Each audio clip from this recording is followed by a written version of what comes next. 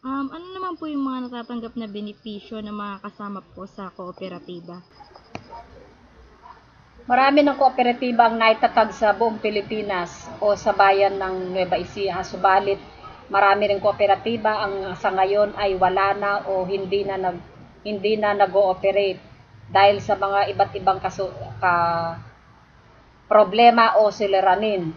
At dahil dito nakikita natin na sa pamamagitan ng sama-samang tulong, sa pamamagitan ng sama-samang pagkilos ng bawat isa, ang tamang pagyakap sa samahan, tamang kaugalian at tamang pagmamahal sa samahan, ito ang susi ng pagkakaroon ng isang maunlad na samahan.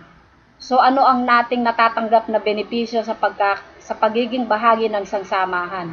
Ang kooperatiba ay nagpapalakas sa bargaining power ng miyembro ng kasapi. Sa pamamagitan ng bargaining power na ito ay napapaigting natin ang presyo ng mga iba't ibang pangangailangan natin sa bukid tulad ng mga pataba at gamot. At dahil din sa pamamagitan ng bargaining power na ito ay nakakapagdikta tayo sa presyo ng ating mga produkto, partikular ang palay, mais at mga gulay. Sa pamamagitan ng kooperatiba ay napapataas ang antas ng ating kamunlatan sa pamamagitan ng ating patuloy na pag-aaral, hindi lamang sa konsepto at mga bagay-bagay na may kinalaman sa kooperatiba, kundi sa iba pang aspeto ng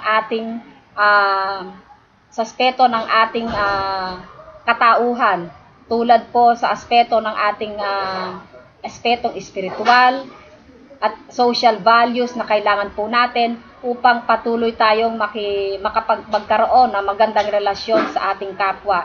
Sa pamamagitan ng samahan o ng kooperatiba, ang iba't ibang pangangailangan ng mga miyembro ay natutugunan ng agaran. Partikular po rito ang pinansyal na kailangan ng mga kasapi, hindi lamang po sa kanilang pangangailangan sa bukid, kundi sa iba't ibang pangangailangan pa nila sa buhay, tulad ng araw-araw na pangangailangan, pagpapaaral ng mga anak, at sa kanilang mga kalusugan. At dahil dito, sa mga karanasang ito at sa mga suliranin na nakikita ng aming kooperatiba, binalangkas po niya ang pagbibigay ng PhilHealth sa lahat ng mga miyembro, na kung saan ang bawat miyembro po ay mayroong PhilHealth card at sa panahon ng kanilang mga pagkakasakit o pagkakahospital, sila po ay nabibigyan ng tamang ayuda ng aming kooperatiba. Ganon din ay pinatatag din po ang mortuary fund ng Badeco upang sa mga panahon ng hindi inaasahang pagkamatay o pagyao ng miyembro ay meron po itong pinansyal na matatanggap ang pamilyang kanyang naiwan. Matapos po ng madaming pagsubok na pinagdaanan nyo, nasaan na po ang kooperatiba ngayon? Ang Badeco po, ma'am. Mula po sa 26 na orihinal na miyembro ng Badeco sa kasalukuyan, ang kooperatiba po ngayon ay mayroon ng 189 mula po sa 5 barangay sa nasasakupan ng bayan ng Likab, Santo Domingo at sa Saragossa. Sa kasalukuyan, mayroon po itong sariling opisina at nakasentro po ito sa Barangay Aquino sa bayan ng Likab. May 3 truck na panghakot ng palay, may sariling gasolinahan, may sariling warehouse, bilaran, at ito po ay pinamumunuan ng 7 board of directors at pinangangasiwaan po ng 7 management and staff. Ano po yung mga naging sikreto nyo para po tumatag po ng ganito yung Badeco? Mula sa payak na kooperatiba na itinatag noong 1991, ang Badeco ay nagdiwang na ng kanyang ka-21 kaarawan noong September 90, 2012. Ang payak na simulain na ito ang nagbigay ng kalakasan ng kalooban sa kasalukuyan na pamunuan at sa mga kasapi na patuloy na yakapin ang Badeco. Ano nga ba ang sikreto ng Badeco? Ang pinakasikreto lamang po ng aming kooperatiba ay una ang pagkakaroon ng malinaw na vision, mission, goal.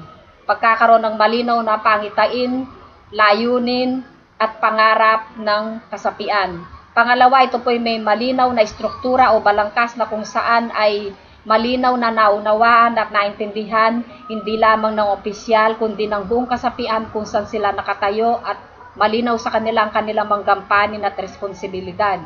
Pangatlo, meron po itong nakasulat na batas alituntunin at meron tayong sistema sa pagpapatupad ng mga araw-pang-araw-araw na gawain sa kooperatiba. Pang-apat, meron po itong patuloy na pag-aaral at pagpapataas ng antas ng kamulatan, hindi lamang ng opisyal, kundi ng buong kasapian sa pamamagitan po ng pagdaraos ng regular na pangkalatang pulong at regular na members education seminar. At huli, dahil ang Badeco ay mayroong mga committed na mga opisyal na nakalang isakripisyo ang kanilang oras at panahon at yambag ang kanilang kaalaman at kakayahan upang magamit nila sa patuloy na pagpapaunlad ng samahan. At ano naman po yung personal na naitulong sa inyo po, ma'am, ng Badeco, ma'am? Sa loob ng 10 taon na panunungkulan ko bilang tagapangasiwa ng Badeco, ay malaki ang naging parte sa aking buhay ng kooperatiba. Ibinahagi ko na po rito ang aking oras at kakayahan at ginawa ang lahat ng magagawa upang makatulong sa pagpapaunlad ng kooperatiba. At sa paglago po ng kooperatiba ay kasabay na lumago ang aking kaalaman.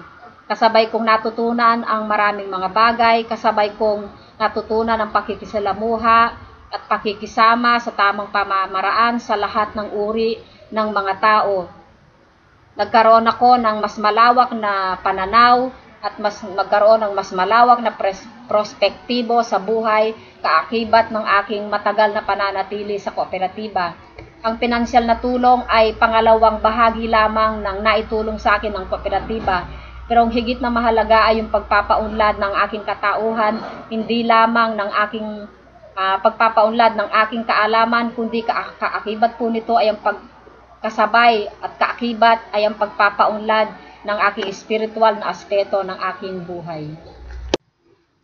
At ano po yung masasabi nyo o maipapayo nyo po sa mga nagtatatag pa lang po ng kooperatiba po nila?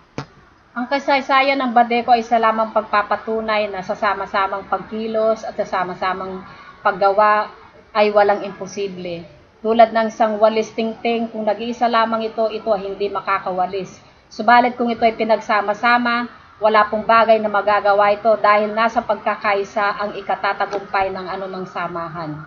At sa lahat ng mga nagnanais na maging bahagi ng samahan o nanais magtayo ng mga samahang katulad ng Badeco, ang tangi lamang po naming may papayo ay magkaroon ng magandang simulahin. Pangunahin dito ay magkaroon ng iisang layunin, isang adhikain at nagkakaisang pangarap upang matamo ang ninanais na kaunlaran. Pangalawa ay pagkakaroon ng ganap na commitment o paglala ng panahon, kakayahan at katalinuhan na may haambag upang magamit sa pagpapaunlad ng samahan. At ang panghuli ay ang mutual respect o nagkakaisang tiwala at respeto sa lahat ng mga kasama sa samahan upang maiwasan ang di pagkakasundo-sundo at magkaroon ng mas mapayapa at mas masiglang pagsasama-sama.